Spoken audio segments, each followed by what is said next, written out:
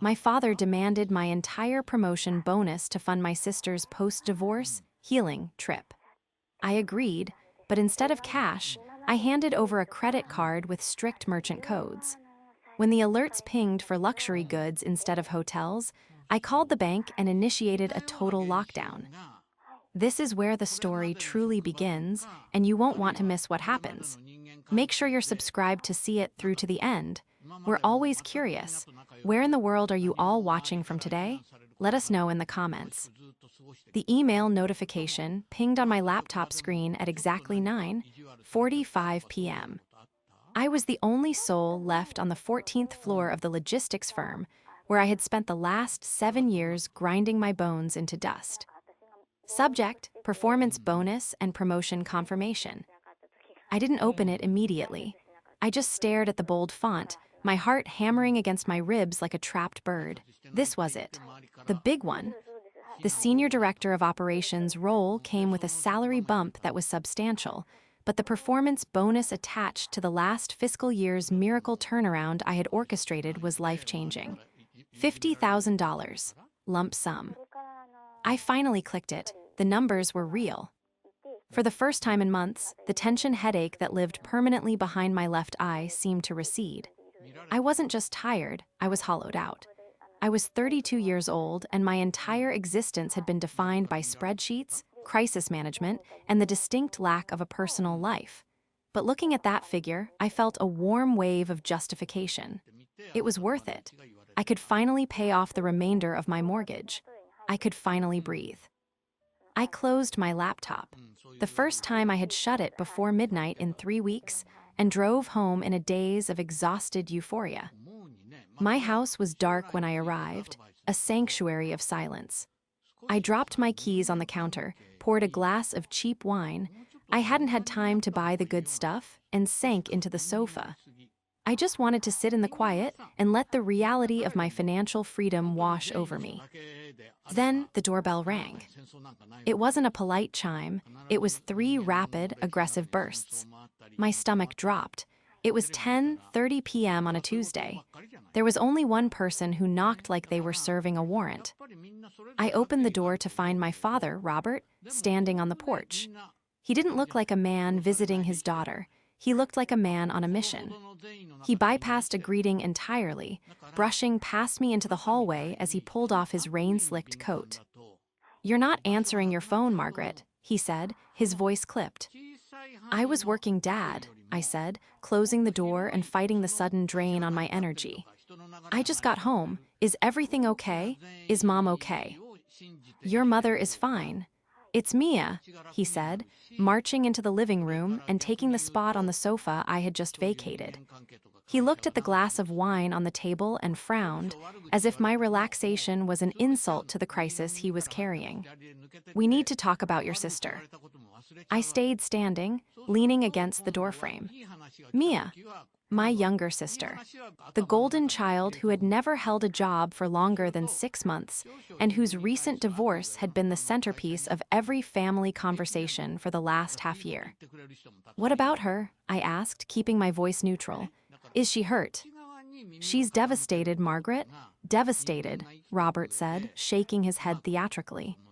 "I went over there today. She can't get out of bed. The divorce papers were finalized yesterday. She's a wreck. She feels like her life is over at 28. "I'm sorry to hear that," I said, and I meant it, though my sympathy was tempered by years of watching Mia weaponize her emotions. "But what can I do at this hour, Dad?" Robert looked up at me, his eyes locking onto mine with an intensity that made me uneasy. "I heard about the promotion and the bonus." I stiffened. "Who told you?" "Your cousin mentioned you posted about the new title on LinkedIn. I know how these corporate structures work, Margaret. A senior director role comes with a signing payout or a performance retroactive. I know you came into money today." The violation of privacy was sudden and sharp. He had been calculating my finances before he even walked through the door. "I did," I said slowly. "I worked very hard for it." "Good," Robert said, slapping his knees as if the matter was settled. "Because Mia needs it. She needs a fresh start. She needs to get away from this city, from the memories of that apartment. I was looking at packages. A world tour, 6 months. Bali, Paris, Rome. She needs to eat, pray, and love her way back to sanity. I blinked, sure I had misheard him. You want me to pay for a vacation?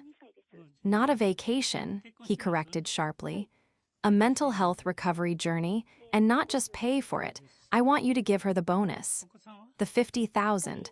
It's the right amount to ensure she's safe and comfortable while she heals.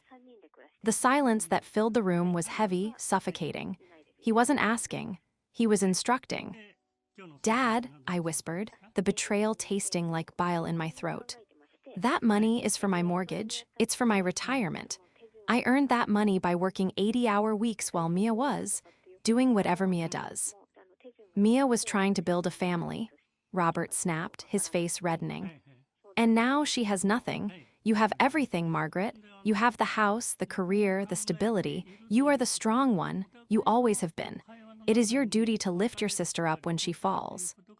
The betrayal was worse than the diagnosis of the workload itself, I thought, looking at my father's expectant face. He didn't see me as his daughter. He saw me as an ATM with a pulse. The argument lasted for 2 hours. It was a circular firing squad of guilt, manipulation, and historical revisionism. Robert paced my living room, listing every sacrifice he had ever made for me, every tuition payment, every brace's appointment, weaponizing his parenthood to pry my hard-earned security out of my hands. You are cold, he spat at one point, stopping inches from my face. You sit there with your bank account full, watching your little sister drown. What happened to you? When did you become so greedy? Greedy? The word stung more than I wanted to admit. I looked around my modest living room. I drove a 5-year-old sedan. I clipped coupons. I hadn't taken a vacation in 4 years. Mia drove a leased luxury SUV and wore designer clothes she couldn't afford, funded by credit cards that Robert usually paid off. But I was the greedy one. By midnight, exhaustion had eroded my defenses. I knew they wouldn't stop. If I said no, Robert would make my life a living hell. He would poison the rest of the family against me, turning Thanksgiving and Christmas into battlegrounds. I just wanted peace. I wanted him to leave. Fine, I said, my voice cracking. I'll help her. Robert's demeanor instantly shifted from aggression to benevolence. He smiled, the loving father once again. I knew you'd do the right thing, Mags, I knew it. But I raised a hand, stopping him before he could hug me. I am not transferring $50,000 cash into Mia's account. We both know what happens when she has liquidity. It vanishes. Robert bristled. She's grieving, not irresponsible. She's both, I said flatly. If this is for travel, for healing, then I will facilitate that. I have a Platinum Rewards travel card. It has a high limit. I will add her as an authorized user. She can use it for flights, hotels, and dining. I will pay the bill using the bonus money. That way, she doesn't have to worry about logistics, and I can track the budget. Robert hesitated. He clearly wanted the cash. He wanted the lump sum handover, the total surrender of control. But he also saw the resolve in my eyes. He knew this was the only offer on the table. Fine, he said, waving a hand dismissively. As long as she has access, she needs to book the flights tomorrow. She wants to leave by the weekend. I'll set it up tonight, I said. But Dad, listen to me closely. This is for travel, accommodation, food, essential transport. If she tries to buy a car or, I don't know, invest in a startup, the card gets cut. She's not going to buy a car, Margaret, Robert scoffed, pulling his coat back on. She's going to find herself on a beach in Bali. You're being paranoid. He left 5 minutes later, whistling as he walked to his car. I watched him go, feeling a profound sense of nausea. I wasn't just losing the money, I was losing the last shred of respect I had for the dynamic in this family. I went to my laptop and logged into my banking portal. I initiated the request for an authorized user card for Mia. But as I filled out the forms, a thought occurred to me. A dark, cynical thought born of a lifetime of watching Mia operate. Trust, but verify. Or rather, don't trust at all. I didn't just add her. I went into the advanced security settings of the credit card account. I set up real-time SMS alerts for every single transaction over $1. I set a hard cap on the supplementary card, not at the full $50,000 limit, but at $5,000 for the first week, adjustable only by me. And then I did something else. I remembered a specific feature this high-end card offered: merchant category code restrictions. It was usually used for corporate cards to prevent employees from spending per diems at casinos or jewelry stores. I had never used it on a personal account, but the option was there deep in the submenus. I hovered over the Restrict Categories button.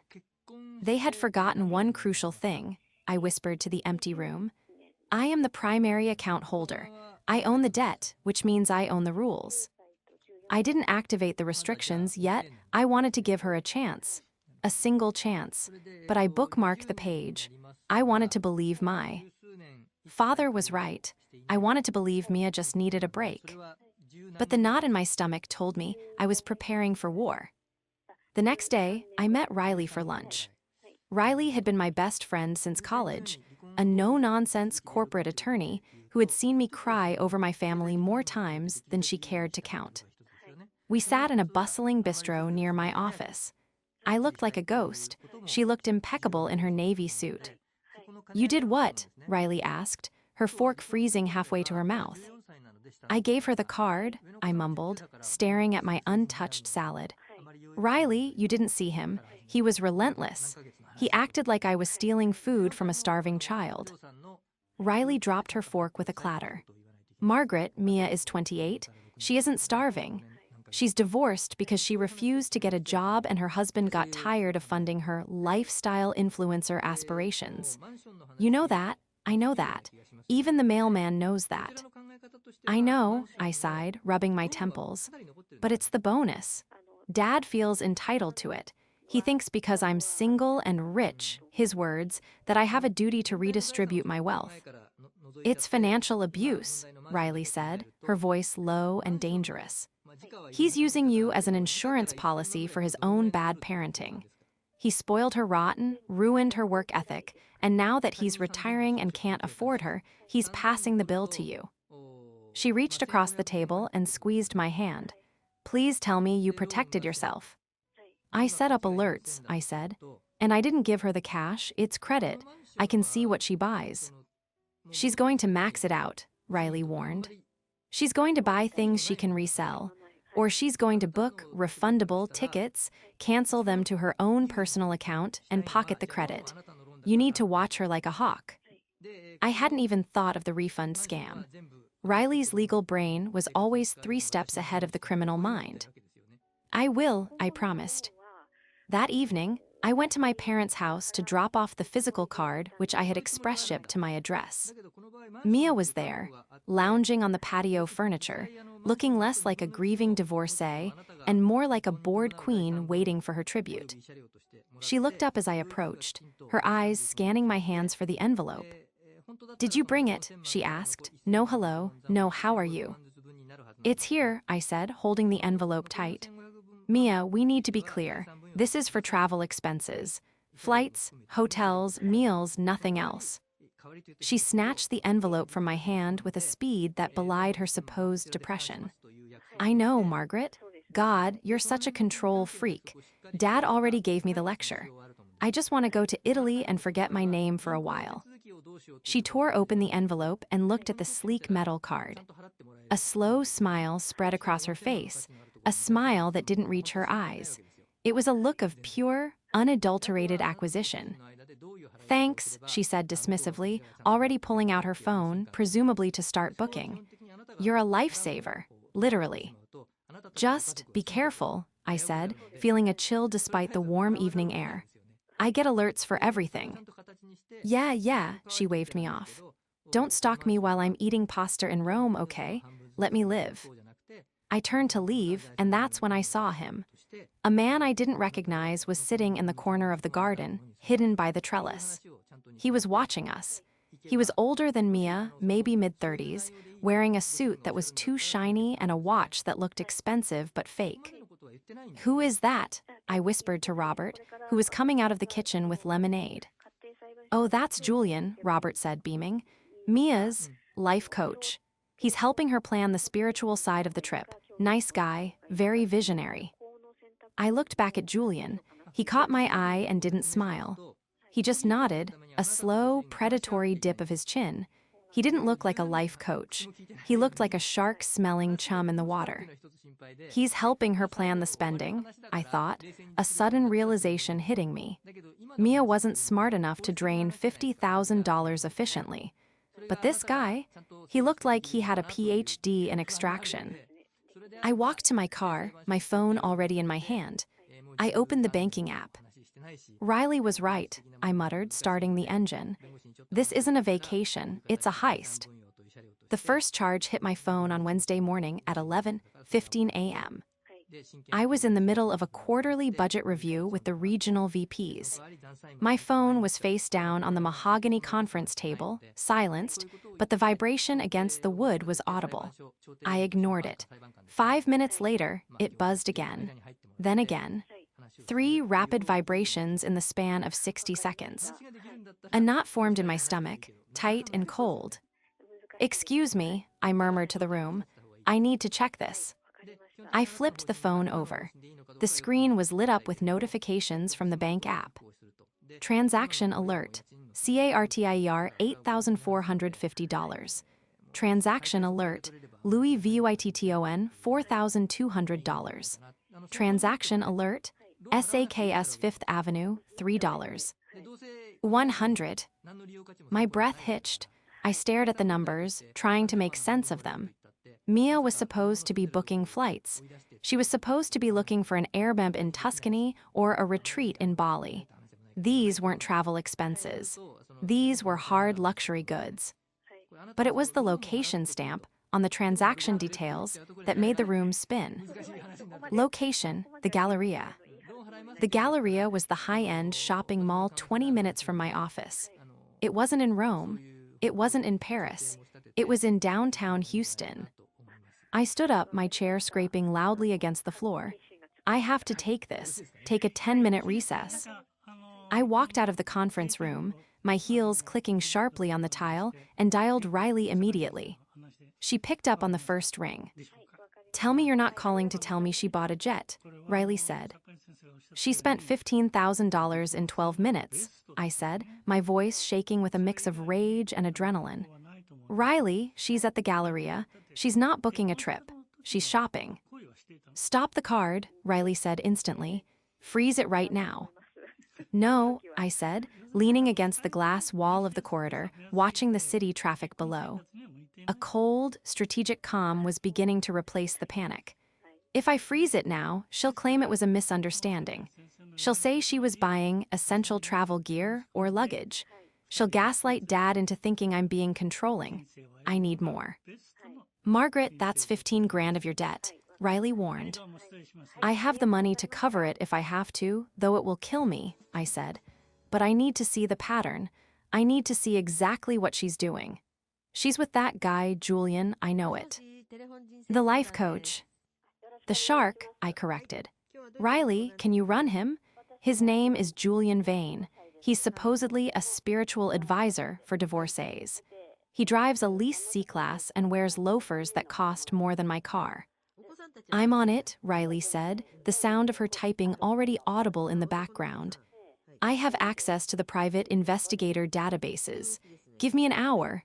But Margaret, don't let her max that card out. There's a point of no return." "I set the limit at 50,000, I lied. I hadn't told anyone about the internal limit I'd set in the dashboard. The card would decline at 20,000. I had 5,000 left of runway before she hit the wall. I went back into the meeting, but my mind was elsewhere. I watched the phone. 12:30 p.m., Apple Store, $4,500. 3 MacBook Pros for a honeymoon. 1:15 p.m., GUCCI, $2,800. She was methodical. She was hitting every high resale value store in the mall. This wasn't shopping for herself. This was liquidation. She, or Julian, was buying items that could be flipped for cash immediately. At 1:45 p.m., my phone buzzed with a text from my father. "Dad, so proud of you for helping your sister. She just texted me. She's so happy. She says the trip planning is going great. She's booking the villas now." I stared at the text. The audacity was breathtaking. She was texting him lies while swiping my card at the Apple Store 5 miles away. "Okay," I whispered to myself. "You want to play games? Let's play." I opened the banking app. I didn't freeze the card. Instead, I took a screenshot of the transaction log. Then I opened the merchant category code tool I had bookmarked the night before. I checked the settings. The card was flagged as a travel and entertainment authorized user account. I initiated a call to the bank's fraud department. "CD Prestige, this is Marcus. How can I help you, Ms. Danning?" "Hi, Marcus," I said, my voice professionally crisp. "I'm looking at some transactions on my supplementary card ending in 4098. I need to clarify something. If I authorized this user strictly for travel expenses, flights and hotels, and the card is being used for retail goods in my home city, does that count as authorized usage under the terms of the supplementary agreement?" "Well," Marcus hesitated. "Technically, if you gave her the card, she's authorized to spend up to the limit. However, if you can prove the card was issued under a specific verbal or written contract for a specific purpose, and that purpose was violated, you can file a dispute for misuse of authorized funds. But it's messy. Usually, we recommend freezing the card." "I don't want to just freeze it, Marcus," I said. "I want to flag these transactions as fraudulent. The user was authorized for travel merchants only. These are retail purchases. I want to prepare a dispute for every single transaction made today." "You want to dispute charges made by your sister?" "I want to dispute charges made by a thief," I said. "Prepare the paperwork. I'll call you back to execute the order in 2 hours."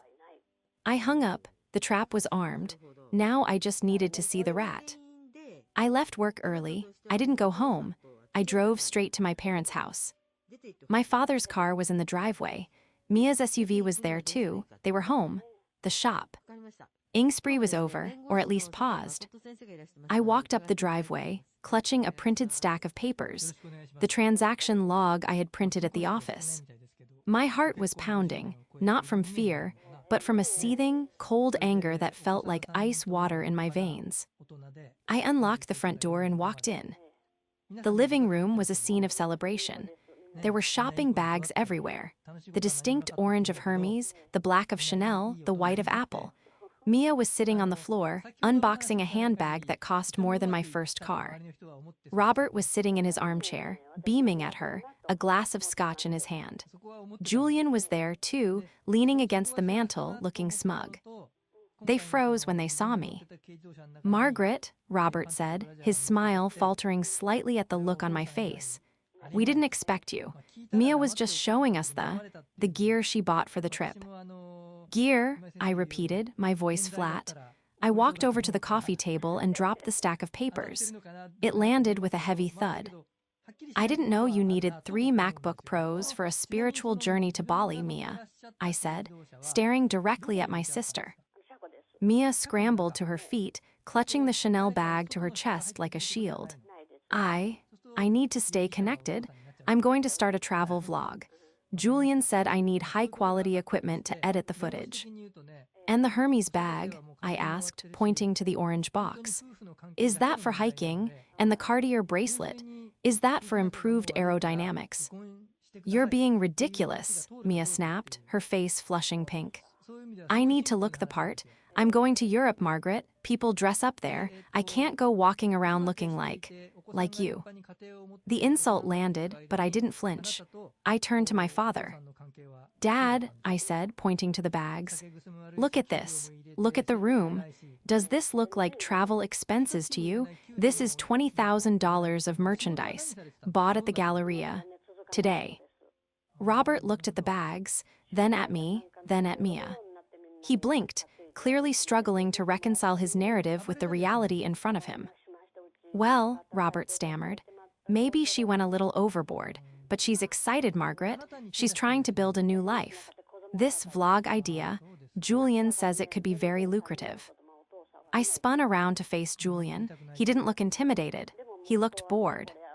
You must be Julian, I said, the visionary. Pleasure, he said, his voice smooth and oily. Margaret, right? You seem very stressed. You're bringing a lot of negative energy into a space of healing. I'm bringing a fraud investigation, I said. The room went silent. What? Mia whispered.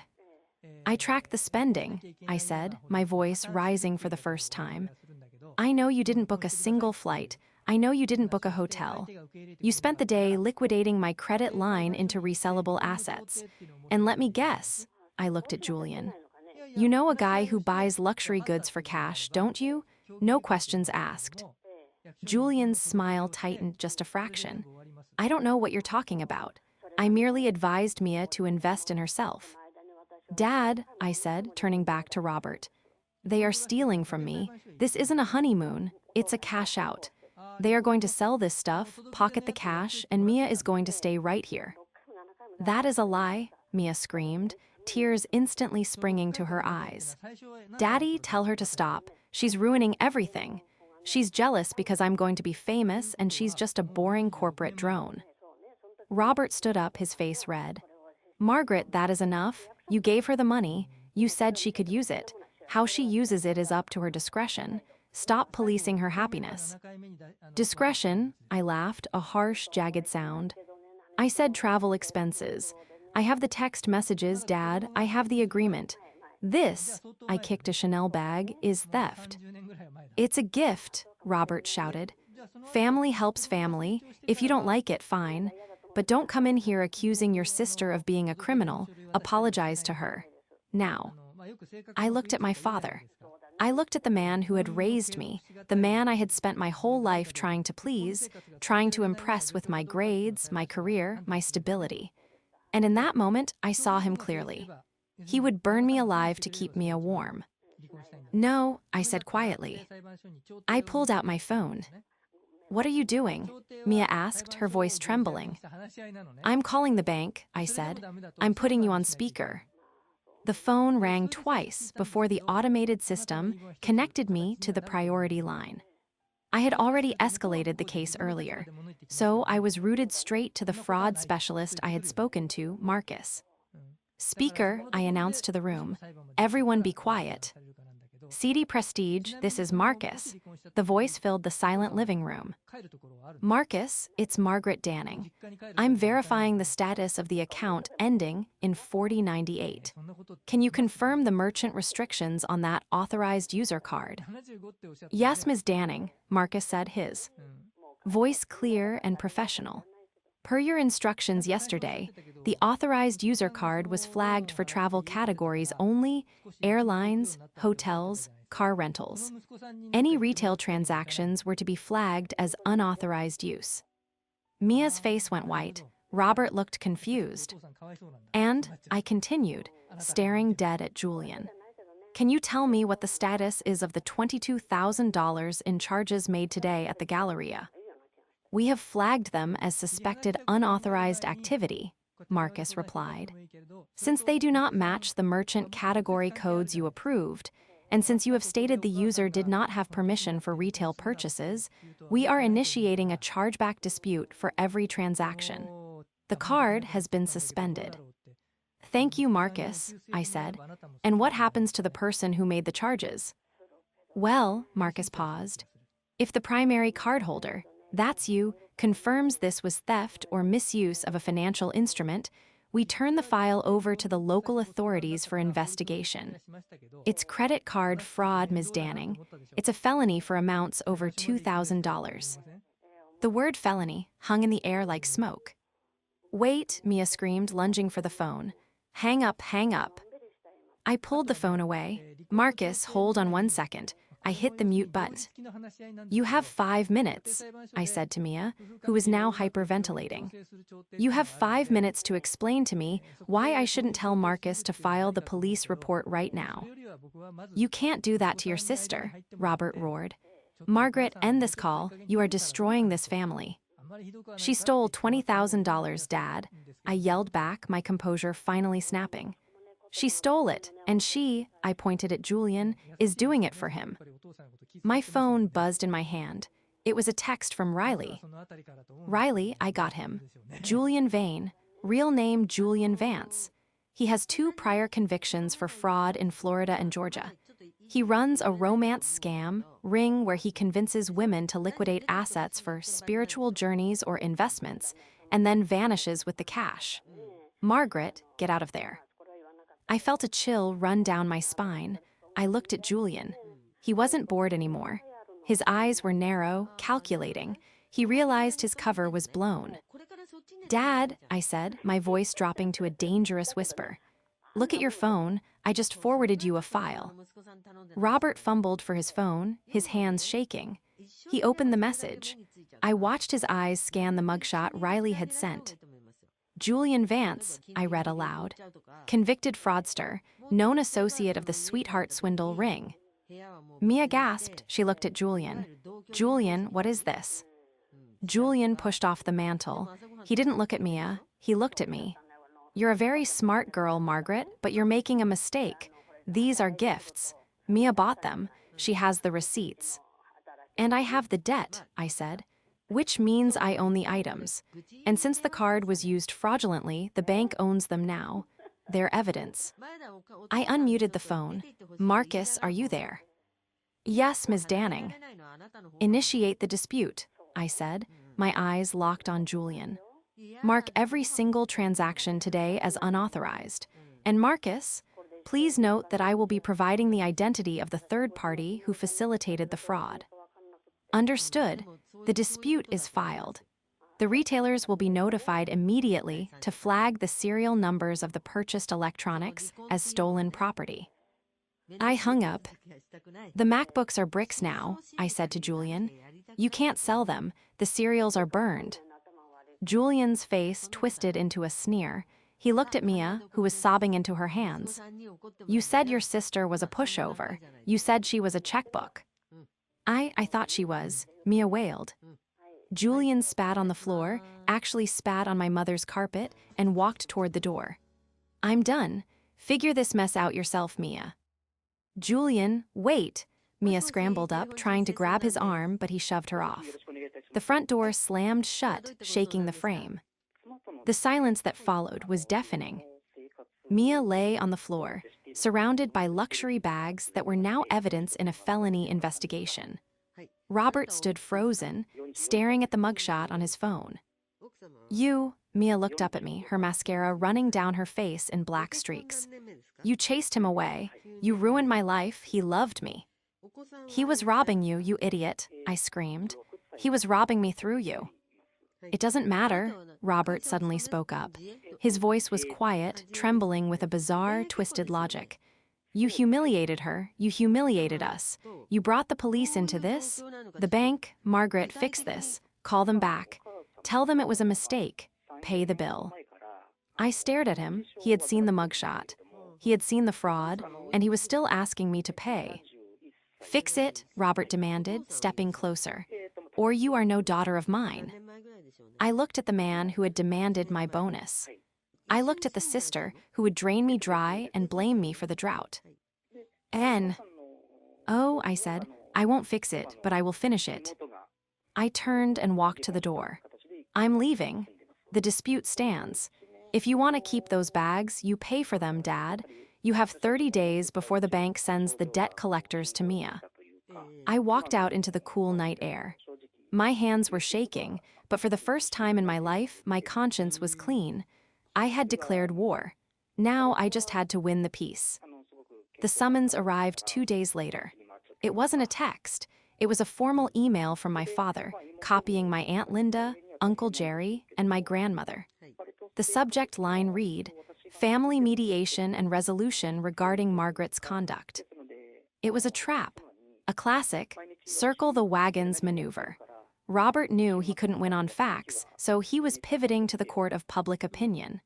He was inviting the extended family to shame me into submission. He wanted to surround me with the blood is thicker than water brigade until I cracked and wrote the check to cover the debt. I showed the email to Riley. She didn't laugh. She just started packing her briefcase. I'm coming with you, she said. If he wants a mediation, he gets a mediator, but I'm bringing a tape recorder. We arrived at my parents' house on Sunday afternoon. The driveway was full. It looked like Thanksgiving. My stomach churned, a visceral reaction to 20 years of being the family scapegoat, but I touched the folder of documents in my bag, my shield, and stepped out of the car. When we walked in, the silence was instant. They were all seated around the large oak dining table, Robert at the head, looking solemn and aggrieved, Mia next to him, looking pale and small, Aunt Linda and Uncle Jerry on the sides, arms crossed, their faces set in masks of disappointment. Margaret, Robert said, his voice deep and theatrical. And, Riley, we didn't expect you to bring legal counsel to a family dinner. It's not a dinner, Robert, Riley said smoothly, taking a seat next to me without asking. Your email subject line said mediation. As Margaret's attorney, I'm here to facilitate.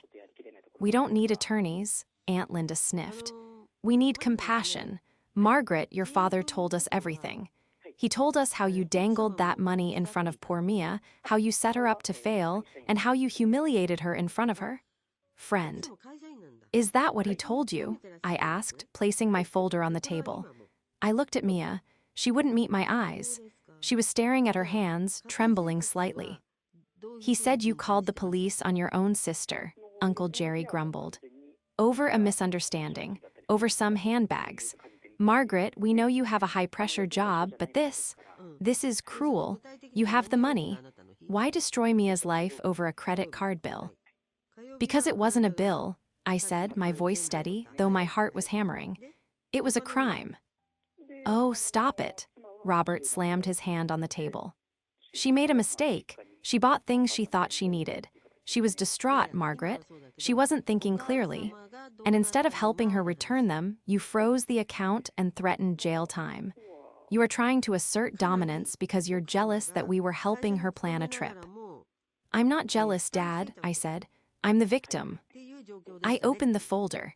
I didn't pass the papers around. I held them up one by one. Exhibit A, I said, the text messages between Dad and me. This is for travel only, flights and hotels. Dad agreed, Mia agreed. I pulled out the next sheet. Exhibit B, the transaction log. $22,000 in 4 hours. Not one flight, not one hotel, but 3 MacBook Pros, 2 Louis Vuitton bags, a Cartier bracelet. These aren't travel supplies. These are liquid assets. So she likes nice things, Aunt Linda argued, though her voice wavered. She's going through a divorce. She didn't keep them, I said, dropping the bombshell I had been saving. Riley. Riley pulled a tablet from her bag and placed it on the table. She pressed play on a video file. It was security footage. Grainy, but clear enough. Riley had called in a favor with a pie who had connections at the local pawn shop district. The video showed a man, Julian Vance, walking into a We Buy Gold and Electronics store. He was carrying the orange Hermes bag and 2 of the MacBooks. He walked out 5 minutes later counting a stack of cash. The room went dead silent. That was taken yesterday morning, I said, before I even arrived at the house. Mia bought the goods. She handed them to Julian in the parking lot. He sold them for 50 cents on the dollar. Mia didn't get a honeymoon. She laundered my money for a con artist. I looked at Robert. His face had drained of color. He opened his mouth to speak, but nothing came out. Mia, I said softly. The anger was gone, replaced by a terrible pity. Did you see any of that cash? Did Julian give you a dime? Mia finally looked up. Her eyes were red, rimmed with dark circles. She looked around the table, at the aunts and uncles who had been defending her, at the father who had enabled her. He said, Mia's voice was a whisper. He said he was investing it for our future. He said the trip was metaphysical. We needed the capital to start our brand. He stole from you, Mia, I said. And because you used my card, you helped him steal from me. I didn't know, Mia sobbed, the dam finally breaking. I thought he loved me. Dad said he was a visionary. Dad liked him. Don't bring me into this, Robert snapped, panic edging into his voice. I was deceived too. You were warned, I shot back, turning on him. I sent you his mugshot, and you still asked me to pay. You looked at the evidence of fraud, and you decided that preserving your ego was more important than the truth. You wanted me to pay $20,000 to cover up the fact that you let a wolf into the henhouse. I stood up, addressing the table. The bank has disputed the charges. The police report has been filed. The investigation is ongoing. Julian is likely already gone, but the debt remains. I looked at Aunt Linda and Uncle Jerry. You want compassion? Here is the compassion. I am not pressing charges against Mia personally, if she cooperates with the police to catch Julian. But I am not paying the bill. The debt for those items belongs to the person who signed the receipts. I can't pay that, Mia whispered, terrified. I have no money. Then you have a problem, I said. And Dad, you have a choice. You can bail her out again like you always do. You can sell your boat. You can dip into your retirement. You can pay for Julian's payday. Or, for the first time in your life, you can let her face the consequences. Robert looked at me with pure hatred. He realized I had stripped him of his power. I had exposed his parenting as a failure in front of his peers. Get out, Robert hissed. Gladly, I said. But Mia, if you want to fix this, call me without him. I walked out. This time, nobody tried to stop me. The fallout was swift and brutal, but it wasn't the catastrophe I had feared. It was a cleansing fire. Because I had been so proactive with the bank, setting the merchant codes, calling the fraud department immediately, and providing the police report identifying Julian, CD sided with me. They classified the transactions as friendly fraud familial theft. But crucially, they pursued the merchant chargebacks aggressively because the stores had failed to verify ID on such large purchases. The debt was removed from my credit report. The card was closed. But the real reckoning happened in the real world. Julian Vance was arrested 3 weeks later in Miami, trying the same scam on a widow. Mia's testimony, which she gave after a terrifying visit from a detective, helped seal his warrant. She admitted everything. She admitted she bought the items to give to him to sell. Because she cooperated, she avoided jail time. But she didn't avoid the reality of her life. Robert tried to save face. He spun stories to the extended family about how he had handled the situation, but the damage was done. Aunt Linda and Uncle Jerry had seen the video. They knew the truth. For the first time, the golden child myth was shattered. Robert retreated into a grumpy, isolated silence, spending his days in the garage, refusing to speak to me. I was okay with that. A month after the showdown, I was sitting in a coffee shop near my new office, reviewing the closing documents for my mortgage. I had used the bonus to pay it off, exactly as I planned. The door chimes rang. I looked up to see Mia. She looked different. She wasn't wearing designer clothes. She was wearing jeans and a simple sweater. She looked tired, but she looked solid, real. She ordered a black coffee and sat down opposite me. She didn't fidget. I got a job, she said. Oh, I asked, keeping my guard up. Influencing. No, she gave a dry, humorless laugh. Receptionist at a dental office. It pays $18 an hour. It sucks. I have to be there at 7:30 a.m. That's good, Mia, honestly. I have to pay Dad back, she said, tracing the rim of her cup. He ended up paying the difference to the stores to keep them from suing me civilly. He sold the boat. He reminds me of it every single day at breakfast. I'm sorry, I said, and I was. It was a hard lesson. Don't be, Mia said. She looked up and her eyes were clear. You were right about everything, about Julian, about Dad, about me. She took a breath, and I saw the effort it took for her to say the next words. I am so sorry, Margaret. I felt entitled to your success because Dad always told me I was special. He told me I deserved things just for existing. And when you worked hard, he made it sound like you were just lucky or obsessed. I believed him. I thought your money was just family money. I felt a lump form in my throat. I had waited tea. Hurdy years to hear this.